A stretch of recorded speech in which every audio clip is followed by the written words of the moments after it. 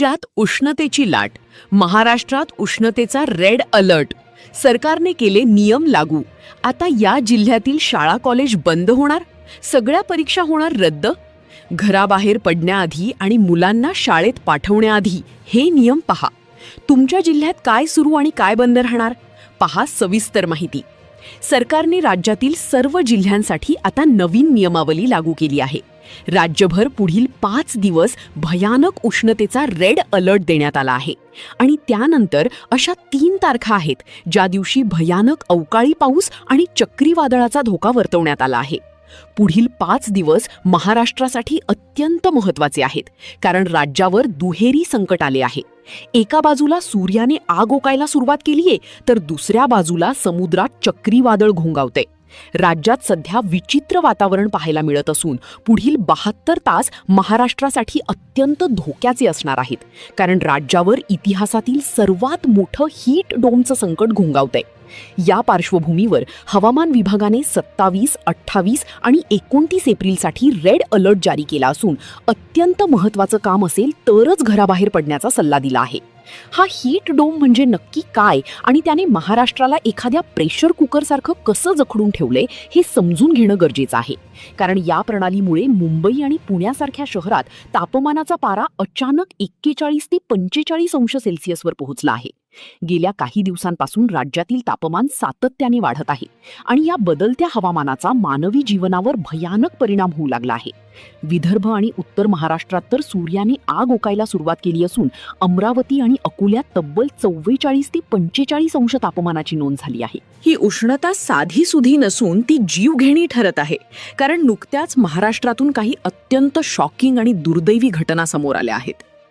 पुण्यामध्ये दुपारी कामानिमित्त बाहेर पडलेल्या एका व्यक्तीचा पारा अचानक वाढल्यामुळे आणि उष्माघाताचा तीव्र झटका बसल्यामुळे जागीच दुर्दैवी अंत झाला आहे. मुंबईत काल डांबराच्या उष्णतेमुळे एका चालत्या कारचे टायर चक्क वितळले आणि त्या गाडीने भर रस्त्यात अचानक पेट घेतला, ज्यामुळे परिसरात मोठी खळबळ उडाली होती. दुसरीकडे जळगाव जिल्ह्यात एका वयस्कर व्यक्तीच्या झोपडीचे छत सूर्याच्या थेट प्रखर किरणांमुळे आपोआप पेटल्याची हृदयद्रावक घटना घडली आहे. या घटनांमुळे संपूर्ण प्रशासन हादरलं असून तातडीने मंत्रालयात मुख्यमंत्री आणि आपत्ती व्यवस्थापन विभागाची मोठी बैठक पार पडली आहे. या बैठकीत ठरल्यानुसार आता प्रत्येक जिल्ह्यात हीट वॉर्ड तयार करण्यात आले असून रुग्णालयांना हाय अलर्टवर ठेवण्यात आले आहे आणि त्यानंतर हे नवे नियम लागू झाले आहेत. मग काय आहेत नवे नियम, कोणत्या जिल्ह्यात शाळा बंद राहणार, कामाच्या वेळा काय असतील, सगळी माहिती या व्हिडिओमध्ये आपण पाहणार आहोत. व्हिडिओ शेवटपर्यंत पहा, कारण ही माहिती तुमच्या जीवाशी संबंधित आहे. संपूर्ण महाराष्ट्रात उष्णतेचा रेड अलर्ट लागू करण्यात आलाय. महाराष्ट्रात दुहेरी संकट आहे, कारण पुढील 5 दिवसांत उष्णतेमुळे महाराष्ट्रात ठिकठिकाणी नवे नियम बदलणार आहेत. पण त्यानंतर एक मोठं संकट येतंय, जे भयानक अवकाळी पावसाचा तडाखा बसवणार. यामुळे 12 जिल्हे अक्षरशः त्यांच्यात हाहाकार होणार. आता सगळ्यात आधी आपण पाहणार आहोत की सध्या आपल्याला चटके बसत आहेत. सध्या उन्हाळा सुरू आहे. आता दरवर्षी उन्हाळा येतो, पण इतका भयानक उन्हाळा का आलेला आहे याचं कारण 30 सेकंदात जर समजून घेतलं तर तुम्हाला सगळ्या गोष्टी क्लिअर होतील. आणि त्यानंतर आपण नियमांची माहिती घेतोय. काय नियम आहेत, कोणत्या जिल्ह्यात शाळा बंद होणार, कुठे कॉलेज बंद, कामाला जात असाल तर त्यांच्यासाठी काही नियम आहेत, सगळी सविस्तर माहिती घेतो. सध्या उष्णता जी सुरू आहे ती केवळ उन्हाची तीव्रता नसून ती एका विशिष्ट भौगोलिक परिस्थितीमुळे निर्माण झालीये. महाराष्ट्रात सध्या जे घडतंय त्याला शास्त्रज्ञ हीट डोम म्हणत आहेत. यामध्ये वातावरणातील उच्च दाबाचा पट्टा गरम हवेला जमिनीच्या अगदी जवळ दाबून धरतो, ज्यामुळे हवा वरच्या थरात जाऊन थंड होऊ शकत नाही. यवतमाळ आणि अमरावतीमध्ये तर जमिनीच्या प्रचंड उष्णतेमुळे कोरड्या गवताने आपोआप पेट घेतल्याचे प्रकार वाढले आहेत. वाढत्या तापमानामुळे रस्ते आणि बाजारपेठांमध्ये शुकशुकाट झाला असून दुपारी 12 ते 4 या वेळेत लोक अत्यावश्यक कामाशिवाय घराबाहेर पडणे टाळत आहेत. नोकरीवर जाणाऱ्यांसाठी आणि डिलिव्हरी बॉईजसाठी सरकारने कामाच्या कोणत्या नवीन वेळा सक्तीच्या केल्या आहेत? शासनाने आता नवीन नियमावली लागू केली असून असंघटित क्षेत्रातील कामगार आणि डिलिव्हरी बॉईजसाठी दुपारी 12 ते 4 या वेळेत बाहेर काम करण्यावर पूर्णपणे बंदी घातलीये.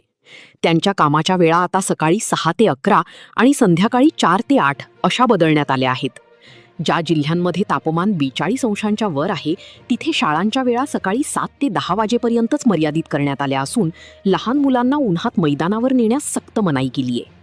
जर कोणी या नियमांचे उल्लंघन केले तर त्यांच्यावर कडक कायदेशीर कारवाई करण्याचे आदेश जिल्हाधिकाऱ्यांना दिले आहेत. तुमच्या घरातील गाडी सुरू करण्यापूर्वी कोणती छोटी चूक तुमच्या जीवावर बेतू शकते आणि गाडीचा स्फोट कसा टाळायचा?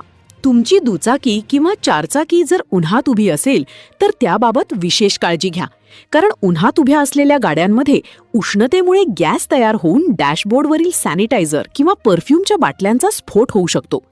गाडी सुरू करण्यापूर्वी सर्व दरवाजे उघडून आतील गरम हवा बाहेर जाऊ द्या आणि मगच प्रवास सुरू करा. पशुसंवर्धन विभागाने सुद्धा पशुपालकांना जनावरांना सावलीत ठेवण्याच्या आणि स्वच्छ पाणी देण्याच्या सूचना दिल्या आहेत. मुक्या प्राण्यांसाठी घराबाहेर पाण्याच्या कुंड्या ठेवण्याचे आवाहन प्रशासनाकडून करण्यात आले आहे. बाहेर पडताना कोणत्या रंगाचे कपडे घालणे तुमच्या शरीराचं तापमान स्थिर ठेवण्यास मदत करेल?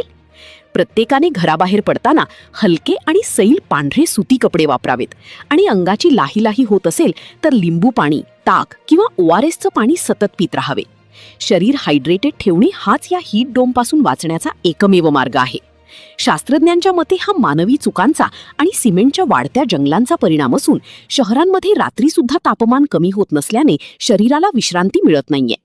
विदर्भातील अकोला, अमरावती, चंद्रपूर आणि वर्धा या जिल्ह्यांमध्ये उष्णतेची लाट अतिशय तीव्र असणार असून तिथे पारा 46 ते 47 अंशांपर्यंत जाण्याची दाट शक्यता आहे. ओझोन थराचा प्रश्न आणि वाढते प्रदूषण यामुळे सूर्याची किरणं आता थेट शरीरावर आदळत आहेत, ज्यामुळे उष्माघाताचा धोका अनेक पटीने वाढला आहे. जेव्हा घरातील AC किंवा फॅन सुद्धा गरम हवा देऊ लागतात तेव्हा शरीराला थंड ठेवण्यासाठी डॉक्टरांनी कोणता उपाय सांगितला? उष्माघातापासून वाचण्यासाठी तातडीचा उपाय म्हणून थंड पाण्याचे पट्टे कपाळावर आणि मानेवर ठेवणे फायदेशीर ठरते. आता आपण त्या जिल्ह्यांची आणि तारखांची माहिती घेऊया जिथे धोका सर्वाधिक आहे. 27 एप्रिल, 28 एप्रिल आणि 29 एप्रिल हे 3 दिवस अत्यंत महत्त्वाचे आहेत. विशेषतः जळगाव, धुळे, नंदुरबार, नाशिक, छत्रपती संभाजीनगर, जालना, अकोला, अमरावती, नागपूर आणि वर्धा या 10 जिल्ह्यांमध्ये उष्णतेचा प्रचंड तडाखा बसणार आहे. या काळात दुपारच्या वेळी प्रवासाचे नियोजन टाळा आणि शक्य असल्यास घराच्या खिडक्यांना पडदे लावून घर थंड ठेवण्याचा प्रयत्न करा. निसर्गाचा हा कोप सध्या राज्याला पूर्णपणे होरपळून काढणार असून आपण सर्वांनी या काळात सतर्क राहणं अत्यंत महत्त्वाचे आहे. मित्रांनो, हा व्हिडिओ इथेच संपत नाही, कारण आज जो विषय मी तुमच्या समोर मांडणार आहे तो कदाचित या बातमीपेक्षा जास्त महत्त्वाचा आहे. आपण आधी जी तांत्रिक माहिती ऐकली, पण तुम्ही बहीण म्हणून मला तुम्हाला काही अत्यंत महत्त्वाची गोष्ट सांगायची आहेत का, ते तुमच्या किंवा तुमच्या जवळच्या व्यक्तीच्या जीवासाठी मोलाचे ठरतील. सध्या महाराष्ट्रात जे वातावरण सुरू आहे हे केवळ निसर्गाचा कोप नसून आपल्या बदललेल्या जीवनशैलीचा परिणाम आहे. जेव्हा आपण म्हणतो की उष्णतेचा पारा 45 अंशाच्या पार गेला आहे, तेव्हा त्याचा अर्थ असा होतो की आपल्या शरीराचा नैसर्गिक शीतकरण यंत्रणा आता कोलमडू शकते. म्हणून मला तुम्हाला एक कळकळीची विनंती करायची आहे की या कडक उन्हात बाहेर पडताना स्वतःला सुरक्षित कसं ठेवायचं यासाठी मी तुम्हाला काही 5 स्टेप्स सांगणार आहे. त्या गोष्टी तुम्हाला आजपासून अंमलात आणल्या पाहिजे. सर्वात पहिली म्हणजे महत्त्वाची गोष्ट म्हणजे पिण्याच्या पाण्याची पद्धत बदला. केवळ तहान लागल्यावर पाणी पिणे ही मोठी चूक ठरू शकते. तहान लागते तेव्हा तुमचे शरीर आधीच 5 ते 10% डिहायड्रेटेड झालेले असते. त्यामुळे दर अर्ध्या तासाने किमान 1 ग्लास पाणी पिण्याची सवय स्वतःला आणि तुमच्या घरातील लहान मुलांना आवर्जून लावा. दुसरी महत्त्वाची पायरी म्हणजे तुमच्या आहारात बदल करा. या दिवसात जड किंवा मसालेदार जेवण करून टाळा, कारण अन्न पचवण्यासाठी शरीराला अधिक ऊर्जा खर्च करावी लागते. त्यामुळे शरीराचे तापमान अजून वाढू शकते. त्याऐवजी दही, ताक, काकडी अशा कलिंगड आणि यासारख्या नैसर्गिक पदार्थांचा समावेश करा. तिसरी गोष्ट म्हणजे तुमच्या घराचे तापमान नैसर्गिकरित्या कमी ठेवण्याचा प्रयत्न करा. दुपारी 12 ते संध्याकाळी 5 या वेळेत घराच्या पूर्व आणि पश्चिम दिशेच्या खिडक्यांचे पडदे पूर्णपणे बंद ठेवा, जेणेकरून गरम हवा घरात येणार नाही. आणि संध्याकाळी सूर्यास्त बाहेर जाणे अनिवार्य असेल तर डोक्यावर पांढरी ओढणी किंवा सुती रुमाल ओला करून ठेवा. त्यामुळे मेंदूला उष्माघाताचा झटका बसण्याचा धोका कमी होतो. 5वी आणि सर्वात महत्त्वाची पायरी म्हणजे आपल्यासोबत आपल्या घराबाहेर असणाऱ्या मुख्य प्राण्यांची आणि पक्ष्यांची काळजी घ्या. तुमच्या गच्चीवर किंवा घराबाहेर एका भांड्यात पाणी नक्की ठेवा, कारण या उष्णतेत त्यांना पाणी मिळणे कठीण होते. तुमची एक छोटीशी कृती एका जीवाचा प्राण वाचवू शकते. मला तुम्हाला खात्री आहे की या नियमांचे पालन नक्की कराल. आता मला कमेंटमध्ये सांगा की तुमच्या जिल्ह्यात सध्या तापमान किती आहे आणि तुम्ही उष्णतेपासून वाचवण्यासाठी कोणत्या घरगुती उपाय करता. तुमच्या कमेंट्समुळे इतरांनाही नवीन माहिती मिळेल आणि आपण एकमेकांना या संकटातून मदत करू शकतो. हा व्हिडिओ तुमच्या व्हॉट्सअप ग्रुपवर नक्की शेअर करा आणि चॅनलला सबस्क्राईब करायला विसरू नका. सुरक्षित राहा, काळजी घ्या. धन्यवाद.